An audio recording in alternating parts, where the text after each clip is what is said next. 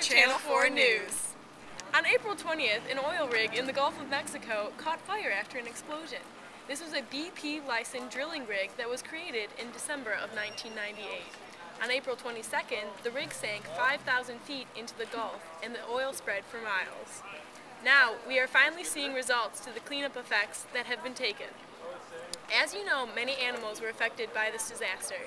Whether it was their homes being destroyed or their wings being weighed down by oil, animals and ecosystems have been deeply influenced. Along with animals, the people living on the Gulf have seen these effects also. Fishermen and seafood workers have been put out of jobs, and some have even had to close down their businesses. The tourism in the Gulf region has gone down tremendously, disturbing many shop owners and tourist attractions. This has been one of the greatest disasters to hit the United States in recent years. Not only has it affected the people and animals living in the area, but it has also cost our country's economy. Today we're going to interview a few individuals to see how they were affected by the oil spill. We're here with environmentalist Katie to learn about the environmental consequences of the Gulf oil spill and what steps she believes we should take to cope with this catastrophe and to protect our environment for the future. Hi, I'm Katie Quinn, and I'm reporting to you live from Louisiana's Environmental Center. The Gulf oil spill presents the immediate effects of mass mortality and contamination of fish. Oil waste poisons the sensitive marine and coastal organic substrate, interrupting the food chain on which fish and sea creatures depend. Wildlife other than fish and sea creatures, including mammals, reptiles, amphibians, and birds that live in or near the ocean, are poisoned by oil waste. The hazards for wildlife include toxic effects of exposure of ingestion, injuries such as smothering and deterioration of thermal insulation, and damage to their reproductive systems and behaviors. Long-term ecological effects that contaminate or destroy the marine organic substrate, thereby interrupting the food chain, causing species of populations to disappear. Oil washing up into coastal wetlands is damaging these wetlands, which have already been damaged by overdevelopment, pollution, and the lingering effects of Hurricane Katrina. What steps do you think we should take in the future to save our environment? If there can be a silver lining to this catastrophe, it may be that it is the wake-up call we've needed to start moving more rapidly away from fossil fuels to a clean, renewable energy future.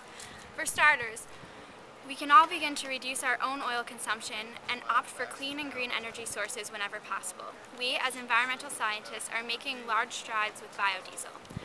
For those viewers who aren't aware, biodiesel is any renewable fuel that can be burned in a diesel engine. It is made from the oil extracted from a variety of plants, such as peanuts or soybeans. Biodiesel can be used at 100% strength or blended with petroleum-based diesel fuel.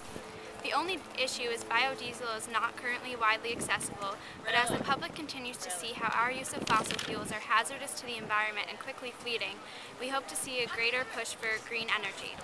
The more we support biodiesel and other alternative energy sources such as solar energy, geothermal power, and wind power, the more these options will become economically viable.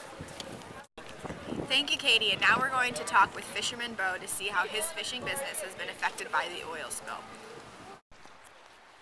Well, it used to be a thriving business out here. Then this oil spill happened and we don't have any way of making any money anymore. In fact, I had to sell my boat.